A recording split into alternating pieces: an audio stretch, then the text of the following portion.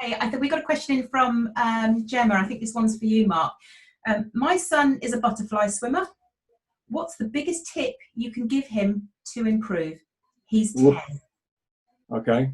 I mean, butterfly is basically a very, very basic stroke. And if you slow the whole stroke down and think it's one arm stroke to 2 leg kicks. So you basically got a kick at the top of the stroke and kick at the back of the stroke. And if you just slow things down, it makes it an awful lot easier. And to start with, I would say do one arm butterfly.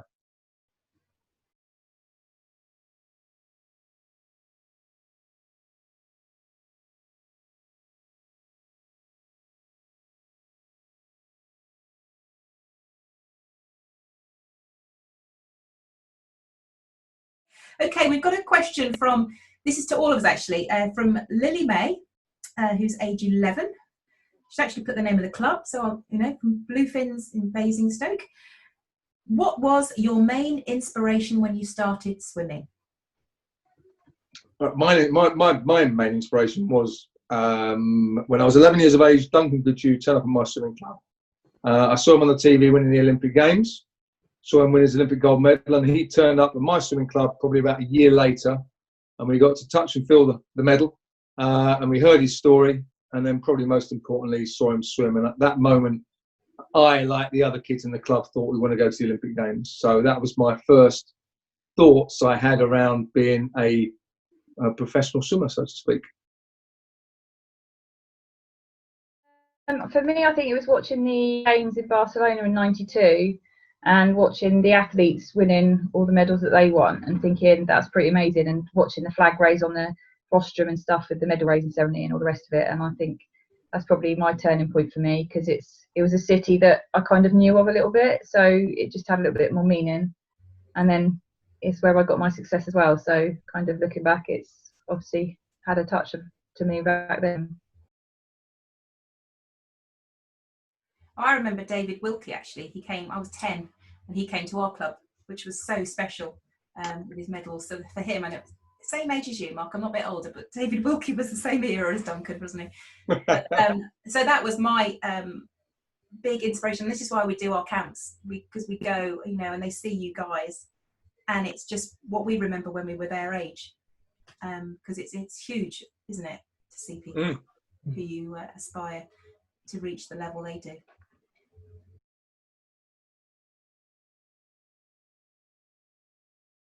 Okay, a two-part question. So to Mark and Katie, this is from Sarah.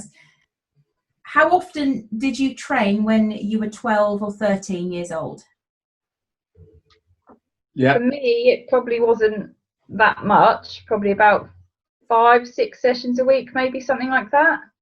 Probably a couple of morning sessions, the rest were probably evenings. And I think it was something that I didn't do too much too young, even though we had a lot of pool time available at our club, because I just did what I could cope with, managing school and everything else as well. Slightly different scenario for me. I was at a club that had an awful lot of pool time, and I was in the main squad, and I did 8-9 sessions a week of 2 hours. I didn't do any land work. There wasn't land work around at that time, but I did an awful lot of swimming. But then again, I was someone that started early, and you've got someone, for example, like Ben Proud, who really didn't start doing more than 3 sessions till he was 15 years of age. So a bit like Katie, didn't start till later. So it's not one rule fits all. It's kind of like everyone's story is completely different. And Ant, any tips, and Rob as well, any tips for land training to improve, specifically here, freestyle and backstroke?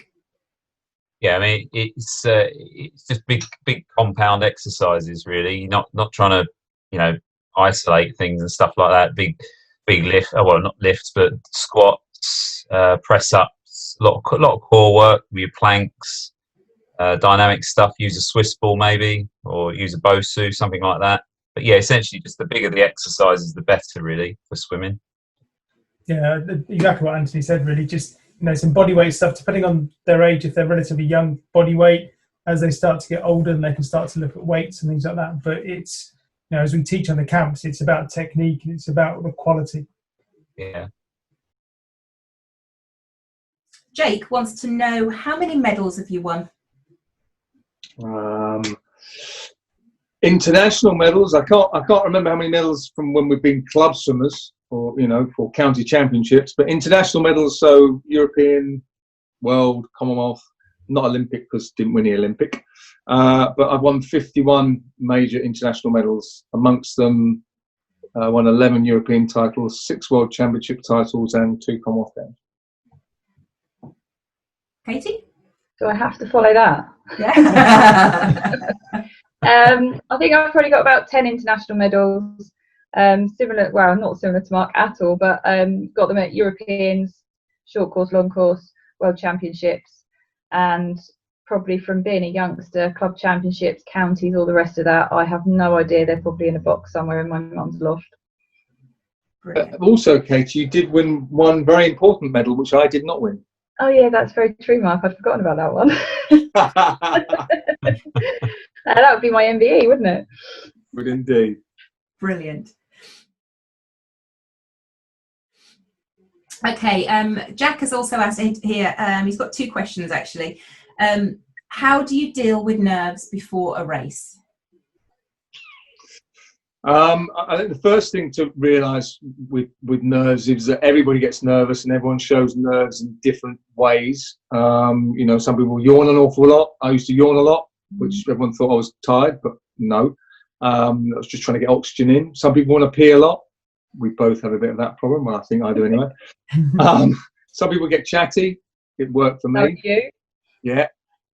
So for me, it took a while to understand what nerves were and those feelings were, and also how to channel them. But I just always look at it in terms of nerves are excitement, and it's excitement about what I'm about to do, as opposed to in fear or nervous about what might happen. I'm excited about what might happen, and on any given day, you can only do the best that you can do. So I think if you have a mindset of what will be. I've done all the training. My thing was, well, at the end of the day, I touched the ball. I gave my best shot. Some days, we both had this, we had great days, and other days, more often than not, we didn't have great days. We just had all right days. I know me and Mark were often in the call room at the same time because our events were parallel in the programme. And he'd come swaggering in all just sort of like calm and relaxed and like, yeah, I've got this. And I'd be sort of in the corner twitching, hat on, goggles on, ready to go, been ready for about an hour and just really nervous. But that's us depicting it in a different way. But like he says, if you don't feel nervous, it's almost like you don't care enough. So nerves are a good thing, but it's how you channel them. And they quite often get you down that first length of a horrible 200 metres. Yeah. Just make sure they don't get you down there too quickly because you've got to do the last length. Yeah. And that's why I could never do 200. I got too excited on the first length. I was done. He's also asked actually, how did you feel after the race that you were nervous for? So it depends how it went.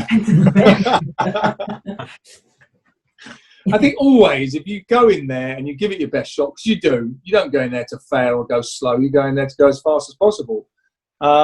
You just got to touch the ball and reflect on what happened. And sometimes you'll look up and go, oh, best time. And more often than not, when you're younger, you do best times. And as we get a little bit older, occasionally, we went years without doing best times. So it's always, I always think, don't beat yourself up. Do the best you can do, and you'll always get a good result, really. And I think sometimes as well, don't overanalyze. If it hasn't gone 100% well, yes, analyze what has gone wrong, but don't completely then beat yourself up on it. Because if you've done all you need to get through to the next round, which might be the semi-final, you've done the job. Because then it's about getting from the semi-final to the final. And when you're in the final, you've got a lane, it can be anybody's.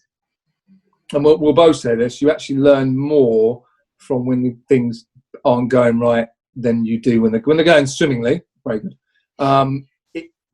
Who cares? Everything, that was good, that was great, lovely, wonderful. When it goes badly, you look at things and address things. Katie had a massive injury. That's a big woe. She couldn't swim anymore. But actually, from her injury, she came back stronger and actually fitter. She focused on something that was a weakness. Okay, this is actually quite current. I'm going to leave the name anonymous, but what would you say to help a young swimmer who's struggling with not swimming at the moment and maybe questioning going back to swimming? I'm sure this might apply to quite a few. I think we've probably all got something to say on this, really. You know, you're all in the same boat. No one's swimming at the moment. You know, even people like, well, Adam Peaty is because he's got an endless pool, but even at the elite end, a lot of swimmers weren't able to swim for a while. So you're all in the same boat together, so to speak. That's another pun, isn't it? Swimming boat. But focus on what you can focus on. Do what you can do. So all that land work and conditioning work that the boys have been doing with all the kids forever, which is focus on, okay, well, I can't swim, so that's fact. You can get in the bath, unless you've got a big bath, you're not going to swim. But do all the land and conditioning work and the other bits and pieces, which actually, when you come back, will actually make you more, your core stability better, and you actually be a different athlete in the water. So, and you'll enjoy getting back in the water more when you miss something for so long, I think. Yeah, I think it's true. You just got to do what you can do, and like Mark says, we're all in the same boat.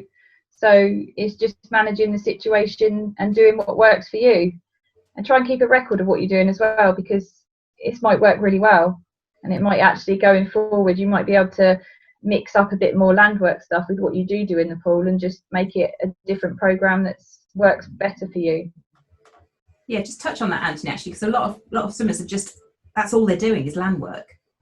So, you know, how often should they be doing it? And, you know, what advice could you give? Lots of clubs are leading the sessions, obviously, but what would you give advice-wise on that? I mean, there's nothing to say you can't obviously do a lot more training than you were doing before now, because obviously, I mean, at least a couple of times a week you want to be hitting land training. There's nothing to stop you doing 6 days a week, but then if you're going to do that, you've got to look at the exercises that you're doing, because what you don't want to do is do the same things time and time again, and then you end up with the injuries or stiff muscles because you're overworking things. Classic example of that is I've had quite a lot of people in the past have come to me. I won't mention the name of the boot camp, but they do boot camps all over the place, and I've had so many guys come to me with shoulder injuries. And when you ask them, well, you know, what did you do? Oh, well, you know, every lesson we'd do 200 press-ups. And I'm like, why? I mean, you know, you just don't need to overload yourself like that. You can just separate different days, different things you focus on, and yeah, just try and be smart about it. And if you start to feel stiff or sore too much, then just look at what you're doing and change it. Yeah. And I think as well, from a growth and development point of view, where people are going to be growing, you know, taller, not outwards, that's a different problem. But as they're starting to grow, as they're growing taller, then, you know, having this break from swimming, I think they'll get back into it, and they'll probably develop a bit more strength from the land training. They've probably grown into their bodies a little bit more as well, and when they get back into the water, I think that'll make a big difference for them.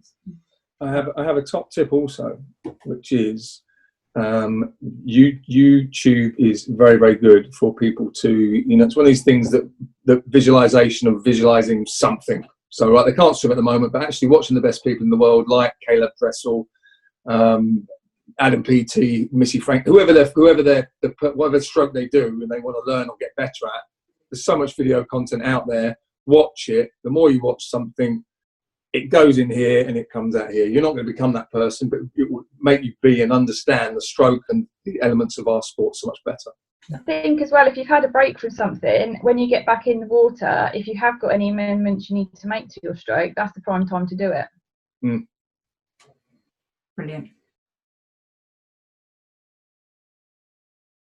What do you call a fish with no eyes?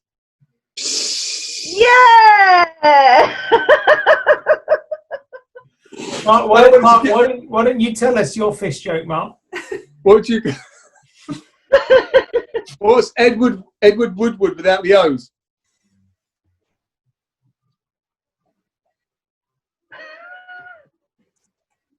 I think it's the right thing. Iwa Wuwa. Edward Woodward. Yeah. Iwa Wuwa. Have I got that wrong? I thought it was supposed to be funny. I thought you were gonna go for the library joke. I thought you were gonna go for the library, yeah. Oh, yeah. Joke.